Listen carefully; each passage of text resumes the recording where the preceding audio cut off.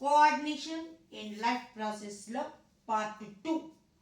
మౌత్లో last క్లాస్లో మనం మౌత్లో ఎలా కోఆర్డినేషన్ జరిగింది, ఎలా మాస్టికేషన్ బోనస్ ప్రిపేర్ అయ్యింది దాని గురించి చూసాం.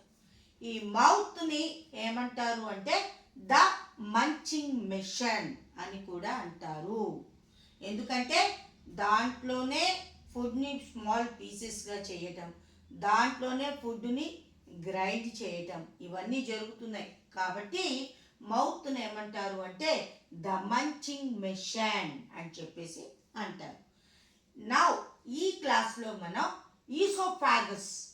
ఈసోఫాగస్లో ఈ ఫుడ్ అనేది ఎట్లా ట్రావెల్ చేస్తుంది అన్న దాని గురించి ఇప్పుడు మనం చూద్దాం.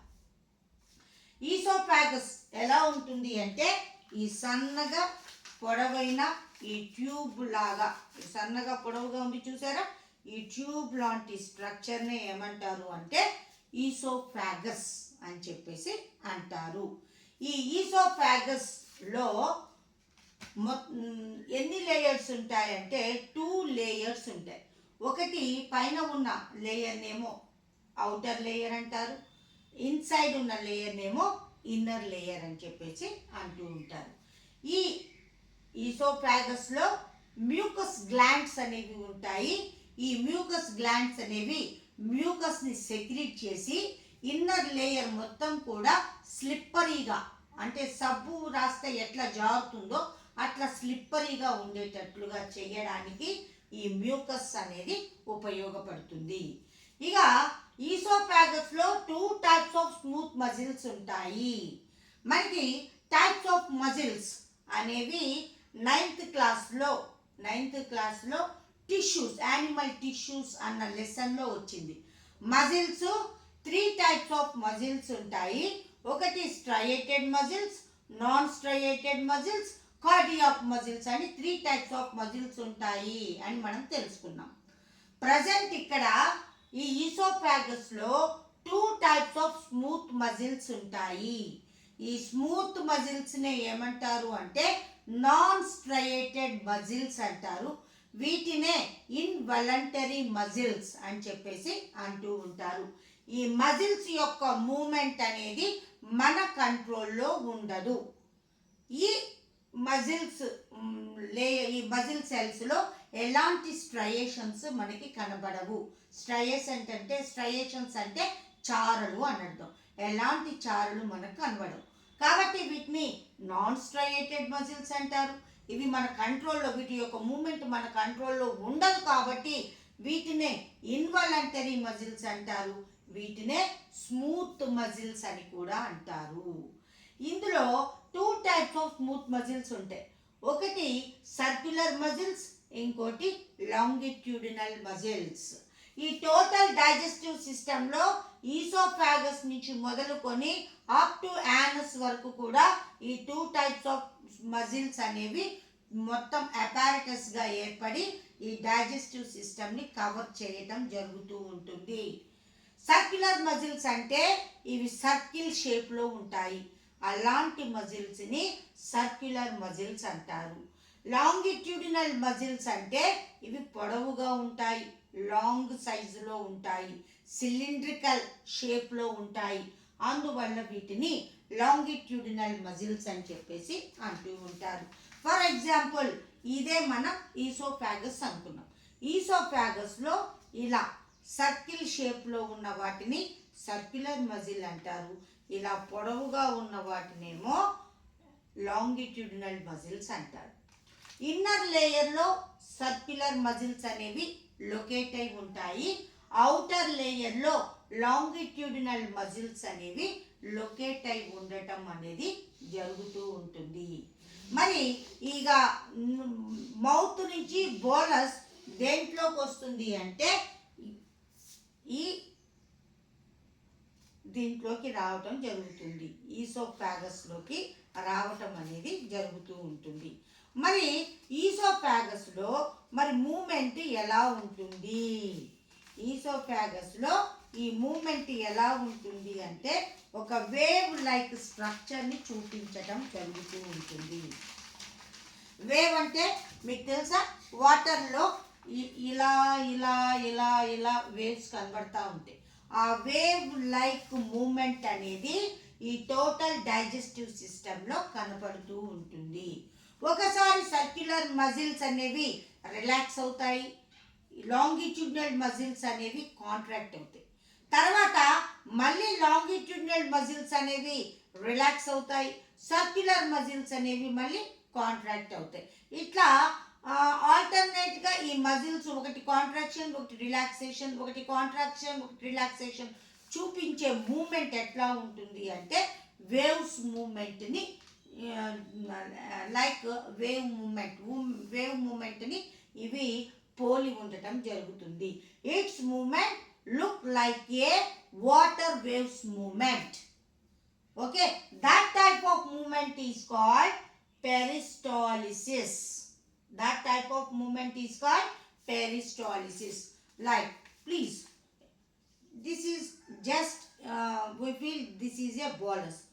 Bolus will drop from mouth to esophagus, right? Now when it enters into the esophagus, circular muscles are relaxed, then longitudinal muscles are contract.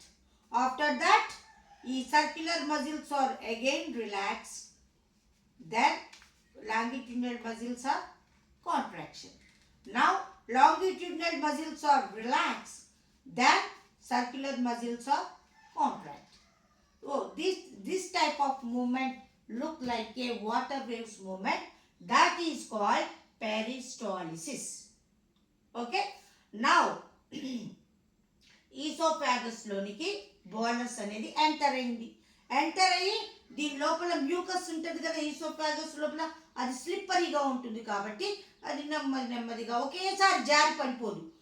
జారి కొద్ది కొద్దిగా స్లిప్ అవ్వుకుంటూ జారుకుంటూ దేంట్లోకి ఎంటర్ అవుతుంది అంటే ఈ స్టొమక్ లోనికి ఎంటర్ అవటం జరుగుతూ ఉంటుంది. ఈ పెరిస్టాలిసిస్ మూమెంట్ అనేది, ఈ మజిల్ మూమెంట్స్ అనేవి దేని కంట్రోల్లో ఉంటాయి అంటే ఏఎన్ఎస్ కంట్రోల్లో ఉంటాయి. ఏఎన్ఎస్ అంటే ఆటోనమస్ నర్వస్ సిస్టమ్. ఆ నర్వస్ సిస్టమ్ కంట్రోల్లో ఈ టోటల్ మజిల్ మూమెంట్స్ ఉండటం జరుగుతూ ఉంటుంది. ఈ మజిల్ మూమెంట్ని ఏమంటారు అంటే పెరిస్టాలిసిస్ అంటారు. అది ఎలాంటి మూమెంట్ చూపిస్తుంది? వేవ్ లైక్ మూమెంట్ని చూపించటం జరుగుతూ ఉంటుంది. ఓకే, ఇప్పుడు బోలస్ దేంట్లోకి ఎంటర్ అయ్యింది అంటే స్టొమక్లోకి ఎంటర్ అయ్యింది. ఈ స్టొమక్ ని ఏమంటారు అంటే ద మిక్సర్ డైజెస్టర్ అని చెప్పేసి ఈ స్టొమక్ ని పిలవటం జరుగుతూ ఉంటుంది. మరి ఎందుకు అంటున్నారో ఇక్కడ మనం చూద్దాం. మరి ఈ స్టొమక్ అనేది ఎలాంటి స్ట్రక్చర్ అంటే ఒక పౌచ్ లాంటి స్ట్రక్చర్, ఎలాస్టిక్ నేచర్ని కలిగి ఉంటుంది. మనం ఎంత అన్నం తింటే అంతవరకు ఈ లోపల స్టొమక్ సాగటం అనేది జరుగుతూ ఉంటుంది. So stomach is a pouch and elastic nature కలిగిన స్ట్రక్చర్గా మనం చెప్పవచ్చు. ఓకే, ఈ స్టొమక్లో మనకు ఆల్రెడీ తెలుసు ఏమేమి సెక్రీట్ అవుతాయి అంటే హెచ్సిఎల్ సెక్రీట్ అవుతుంది, పెప్సిన్ సెక్రీట్ అవుతుంది. హెచ్సిఎల్ ఏం చేస్తుంది అంటే అది బ్యాక్టీరియాని, అదర్ హార్మ్ఫుల్ మైక్రో ఆర్గానిజమ్స్ని కిల్ చేయడానికి ఉపయోగపడుతుంది. మరి హెచ్సిఎల్ అనేది చాలా కాన్సన్ట్రేటెడ్గా 300 times ఎక్కువ కాన్సన్ట్రేటెడ్గా ఉంటుంది అని చెప్పుకున్నాం కదా. మరి ఆ హెచ్సిఎల్ నుండి ఈ స్టొమక్ యొక్క లేయర్స్ అనేవి బర్న్ కాకుండా ఉండటానికి ఏది ఉపయోగపడుతుంది అంటే మ్యూకస్ అనేది ఉపయోగపడుతుంది. ఈ మ్యూకస్ లేయర్ అనేది ఈ స్టొమక్లో కూడా ప్రెజెంట్ అయి ఉంటుంది. ఈ స్టొమక్లో కూడా again 2 types of muscles present అయి ఉంటాయి. Circular muscles, longitudinal muscles. ఇవి స్మూత్ మజిల్స్ అనేవి ఇక్కడ కూడా ప్రెజెంట్ అయి ఉంటాయి. ఈ స్టొమక్ యొక్క మూమెంట్ కూడా మన కంట్రోల్లో ఉంటుందా? మన కంట్రోల్లో ఉండదు. So these type of muscles are called smooth muscles, non striated muscles are involuntary muscles. Okay, ఈ స్టొమక్లో ఈ పెప్సిన్ ఏం చేస్తుంది? ప్రోటీన్స్ డైజెస్ట్ చేసి ఆ బోలస్ కాస్త ఇక్కడ ఏమవుతుంది, ఖాయంగా మారటం జరుగుతూ ఉంటుంది. ఎప్పుడైతే ఈ బోలస్ ఈ స్టొమక్లోకి ఎంటర్ అవుతుందో అప్పుడు ఏమవుతుంది అంటే ఎంటర్ అయిన పార్ట్ వరకు కూడా రిలాక్సేషన్లో ఉంటుంది. ఆ కింద పార్ట్ ఏమవుతుంది, కాంట్రాక్ట్ అవుతుంది. అలా అవ్వటం వల్ల ఈ బోలస్ అనేది ఫ్రీగా దీంట్లోకి ఎంటర్ అవుతుంది. ఈ బోలస్ ఎంటర్ అయ్యే ఈ మూమెంట్ని ఏమంటారు అంటే ప్రొపల్షన్ అని చెప్పేసి అంటూ ఉంటారు. ఎంటరింగ్ బోలస్ ఎంటర్ అయినప్పుడు ఆ ఎంటర్ అయ్యే పార్ట్ ఏమో రిలాక్సేషన్ స్టేజ్లో ఉంటుంది, దాని కింద పార్ట్ కాంట్రాక్షన్ స్టేజ్లో ఉంటుంది. ఆ తర్వాత ఇక్కడి నుంచి మళ్ళీ బోలస్ ఎక్కడికి, ఈ కాంట్రాక్ట్ అయిన ప్లేస్లోకి రావుతుంది. ఆ కాంట్రాక్ట్ అయిన మజిల్ మళ్ళీ రిలాక్స్ అయిపోవటం జరుగుతుంది. మళ్ళీ దాని వెనక పార్ట్ కాంట్రాక్ట్ అవటం జరుగుతుంది. ఒకసారి రిలాక్సేషన్, ఒకసారి కాంట్రాక్షన్, ఒకసారి రిలాక్సేషన్, ఒకసారి కాంట్రాక్షన్. ఇట్లా ఆల్టర్నేట్గా వేవ్ లైక్ మూమెంట్ అనేది మనకి స్టొమక్లో కూడా కనబడుతూ ఉంటుంది. ఈ వేవ్ లైక్ మూమెంట్ని ఏమంటాం మనం, పెరిస్టాలిసిస్ అని చెప్పేసి అంటూ ఉంటారు. టోటల్ డైజెస్టివ్ సిస్టంలో ఈ పెరిస్టాలిసిస్ మూమెంట్ అనేది మనకి కనబడుతూ ఉంటుంది. పెరిస్టాలిసిస్ మూమెంట్ వేటి వల్ల వస్తుంది అంటే 2 types ఆఫ్ మజిల్స్ అని చెప్పుకున్నాం కదా, సర్క్యులర్ మజిల్స్, లాంగిట్యూడినల్ మజిల్స్. ఈ 2 muscles contraction, relaxation movement total digestive సిస్టంలో మనకి కనబడుతుంది. Bolus entering into stomach, this type of movement is called propulsion. ఈ ప్రొపల్షన్లో ఈ స్టొమక్కి తర్వాత స్మాల్ ఇంటెస్టైన్కి ఎంట్రన్స్లో ఈ బిట్వీన్ ఈ రెండింటి మధ్యలో ఒక స్పింక్టర్ మజిల్ అనేది ఉంటుంది. దానిని ఏమంటారు అంటే పైలోరిక్ స్పింక్టర్ అని చెప్పేసి అంటూ ఉంటారు. ఎప్పుడైతే ఈ బోలస్ స్టొమక్లోకి ఎంటర్ అవుతుందో అప్పుడు ఇమీడియట్గా ఈ పైలోరిక్ స్పింక్టర్ అనేది క్లోజ్ అయి ఉంటుంది. ఈ ఎంటర్ అయ్యే మూమెంట్ని ప్రొపల్షన్ అని చెప్పేసి అంటూ ఉంటారు. ఇక నెక్స్ట్ స్టొమక్లోకి బోలస్ ఎంటర్ అయిపోయింది. ఈ పార్ట్ నుంచి మిడిల్ పార్ట్లోకి వచ్చేసింది. ఆ మిడిల్ పార్ట్ మొత్తం కూడా రిలాక్సేషన్ అయి సైజ్ ఇంక్రీజ్ అవటం జరిగింది. ఇంక్రీజ్ అయినప్పుడు దీని లోపల HCl కలుస్తుంది, పెప్సిన్ కలుస్తుంది, కలిసి మొత్తాన్ని కూడా గ్రైండ్ చేయటం జరుగుతుంది. గ్రైండ్ చేసి మొత్తాన్ని కూడా కలపటం జరుగుతూ ఉంటుంది. ఆ కలపటాన్ని ఏమంటారు అంటే చర్నింగ్ అంటారు. కలపడాన్ని ఏమంటారు, చర్నింగ్ అంటారు. ఆ వచ్చిన బోలస్లో HClని పెప్సిన్ని గుండ్రంగా తిరుగుతూ దాంట్లో అవి మొత్తం కూడా కలిసిపోతాయి. ఆ కలవటాన్ని చర్నింగ్ అంటారు. ఆ మూమెంట్లో కూడా ఇక్కడ పైలోరిక్ స్పింక్టర్ అనేది మూసుకుపోయి క్లోజ్ అయి ఉంటుంది. ఈ కలిపే ఈ సర్క్యులర్ మూమెంట్లో తిరుగుతూ HClని పెప్సిన్ని దీనిలో మిక్స్ చేసే మూమెంట్ని ఏమంటారు అంటే గ్రైండింగ్ అని చెప్పేసి అంటూ ఉంటారు. సో ఇది గ్రైండింగ్ చేస్తుంది, మొత్తాన్ని మిక్స్ చేస్తుంది కాబట్టి దీన్ని స్టొమక్ని ఏమంటున్నాం, ద మిక్సర్ డైజెస్టర్ అని చెప్పేసి ఈ స్టొమక్ని పిలవటం జరుగుతూ ఉంటుంది. ఇక ఇక్కడ మొత్తం గ్రైండ్ చేసేసింది. గ్రైండ్ చేసిన తర్వాత బోలస్ లాగా ముద్దని ఈసోఫాగస్ నుంచి స్టొమక్లోకి పంపించింది. అట్లా పంపదు స్మాల్ ఇంటెస్టైన్లోకి. ఈ మొత్తం చర్నింగ్ అయిపోయిన తర్వాత కొంచెం మాత్రమే ఎక్కడికి పంపిస్తుంది అంటే స్మాల్ ఇంటెస్టైన్లోనికి పంపిస్తుంది. కొద్దిగా small amount of ఖైమ్ entered into small intestine through pyloric sphincter. ఇక్కడ ప్రొపల్షన్లోను గ్రైండింగ్లోను ఈ 2 చోట్ల కూడా స్పింక్టర్ క్లోజ్ అయ్యే ఉంది. కానీ ఈ రిట్రోపల్షన్ అంటే ఏంటి, ఈ ఖైమ్ నెమ్మదిగా స్మాల్ ఇంటెస్టైన్లోకి ఎంటర్ అయ్యే మూమెంట్. ఈ మూమెంట్లో ఈ పైలోరిక్ స్పింక్టర్ అనేది కొద్దిగా ఓపెన్ అవుతుంది. స్మాల్ ఓపెనింగ్ అనేది చూపిస్తుంది. ఆ స్మాల్ ఓపెనింగ్ ద్వారానే స్మాల్ అమౌంట్ ఆఫ్ ఖైమ్ అనేది ఎందులోకి ఎంటర్ అవుతుంది అంటే స్మాల్ ఇంటెస్టైన్లోనికి ఎంటర్ అవటం జరుగుతూ ఉంటుంది. ఇట్లా స్టొమక్లో 3 టైప్స్ ఆఫ్ మూమెంట్ అనేది మనకు చూపిస్తుంది. ఫస్ట్ వన్ ప్రొపల్షన్, అంటే entering bolus into stomach. This type of movement is called propulsion. In this movement, pyloric sphincter is closing. And next, another movement, grinding.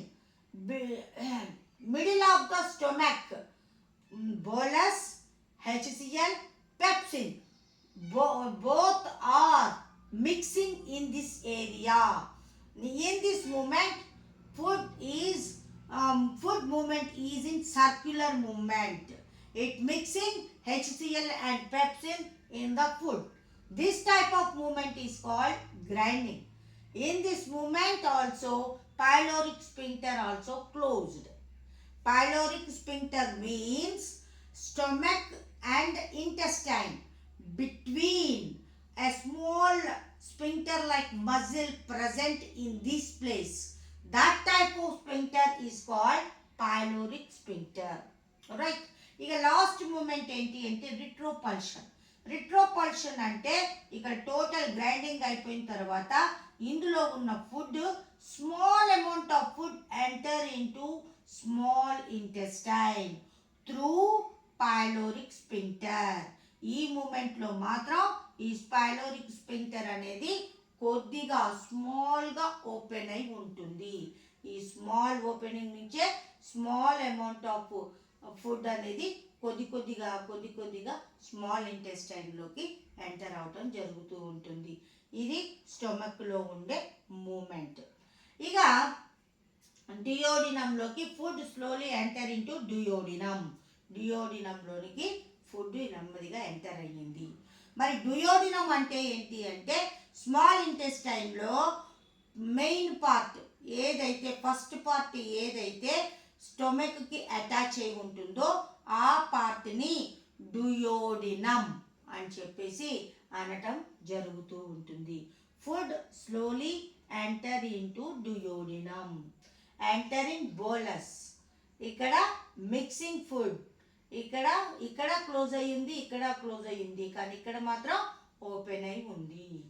Okay, ఇది స్టొమక్లో జరిగే డైజెషన్. ఇక ఇక్కడి నుంచి తర్వాత ఎక్కడికి వెళ్తుంది అది అంటే స్మాల్ ఇంటెస్టైన్లోనికి ఎంటర్ అవటం జరుగుతూ ఉంటుంది. ఓకే, మరి ఇక్కడ ఇంకొక పదం నేర్చుకుందాం మనం, పిహెచ్. మరి పిహెచ్ అనేది ఎలా ఉంటుంది, అది యాసిడా, బేసా, న్యూట్రలా అన్నది ఎట్లా తెలుస్తుంది? మీరు దీనికి ఒక చిన్న ప్రయోగం చేయొచ్చు. ఏంటి అంటే మన దగ్గర ల్యాబ్లో పేపర్స్ ఉంటాయి. ఆ పేపర్స్ని లిట్మస్ పేపర్స్ ఉంటాయి. ఆ లిట్మస్ పేపర్స్ని తీసుకొని, బ్లూ లిట్మస్ కానీ రెడ్ లిట్మస్ కానీ తీసుకొని ఫుడ్ తీసుకోకముందు నేలకు మీద పెట్టుకోండి. అది ఏ కలర్కి మారిందో నోట్ చేసుకోండి. తర్వాత ఫుడ్ తిన్న తర్వాత అగైన్ మళ్ళీ ఆ పేపర్ని నోట్లో పెట్టుకోండి. అప్పుడు అగైన్ ఆ లిట్మస్ పేపర్ ఏ కలర్కి మారిందో నోట్ చేసుకోండి. కలర్ని బట్టి మనం తీసుకున్న ఫుడ్ యొక్క పిహెచ్ని మనం ఈజీగా ఐడెంటిఫై చేయొచ్చు. మరి పిహెచ్ స్కేల్ని చూస్తే ఎలా ఉంటుంది? పిహెచ్ స్కేల్ అంటే పిహెచ్ 7 కంటే బిలో ఉంటే, 7 అనేది ఇక్కడ కొద్దిగా చెరిగిపోయింది, ఇక్కడ నేను రాస్తున్నా. 7 కంటే పిహెచ్ స్కేల్లో 7 కంటే తక్కువ ఉంటే పిహెచ్ అనేది అది ఎసిడిక్ నేచర్. 7 కంటే అబవ్ ఉంటే అది ఆల్కలైన్ నేచర్ని కలిగి ఉంటుంది.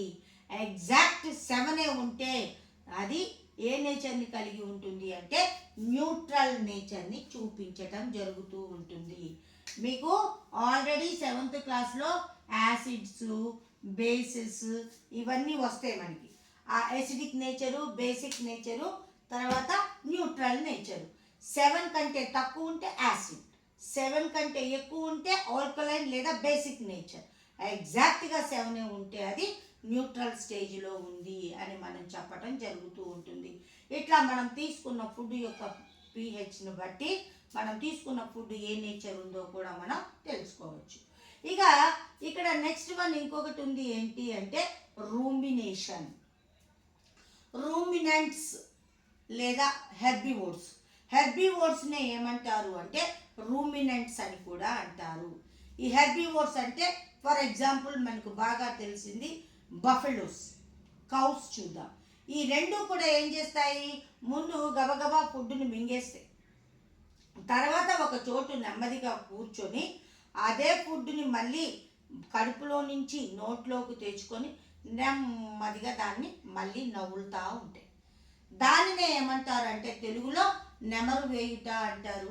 దాన్నే రూమినేషన్ అని చెప్పేసి అంటూ ఉంటారు. ఈ రూమినేషన్ చేసే హెర్బివోర్స్ అన్నీ కూడా రూమినేషన్ చేస్తాయి. కాబట్టి ఆ హెర్బివోర్స్ని ఏమంటారు అంటే రూమినెంట్స్ అని కూడా అనటం జరుగుతూ ఉంటుంది. మరి అది ఎట్లా సాధ్యమవుతుంది అంటే ఇప్పుడు చూద్దాం.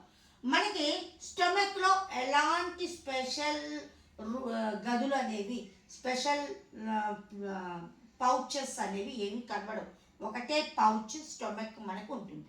కానీ రూమినెంట్స్లో మాత్రం ఎక్స్ట్రా పౌచ్ అనేది స్టమక్ దగ్గర అటాచ్ అయి ఉంటుంది. ఎక్స్ట్రా పౌచ్ అనేది స్టమక్ దగ్గర అటాచ్ అయి ఉంటుంది. అవి ఫస్ట్ తినేసిన ఆహారాన్ని మొత్తాన్ని కూడా దేంట్లోకి పంపిస్తాయి అంటే ఈ ఎక్స్ట్రా పౌచ్లోనికి పంపించేస్తాయి.